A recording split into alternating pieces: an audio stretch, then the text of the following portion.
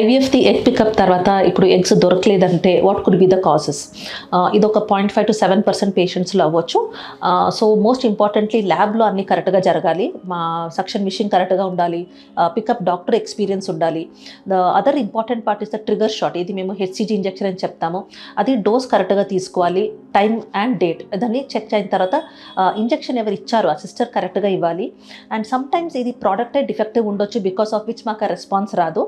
And there are also patients where the stimulation protocol ఏది వాళ్ళకి ఇచ్చింది, అంటే ఆ టైప్ ఆఫ్ ఇంజెక్షన్ 10 days మేము ఇంజెక్షన్స్ ఇస్తాం కదా పికప్ కి ముందు, అదును మేము కరెక్ట్ డోస్ అదని లేదంటే టైప్ ఆఫ్ ఇంజెక్షన్ కరెక్ట్గా చూస్ చేయలేదంటేను వాళ్ళకి they can land up with empty follicles.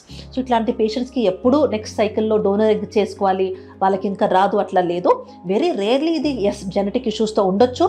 అట్లాంటి పేషెంట్స్కి ఎస్ దే మే నీ డోనర్ oocytes. బట్ ఈ జరిగిన తర్వాత ఒక 60-70% పేషెంట్స్కి నెక్స్ట్ సైకిల్లో if you change the type of stimulation protocol trigger shot వాళ్ళకి మంచిగా ఎగ్స్ దొరుకుతుంది and they can have the child with their own eggs.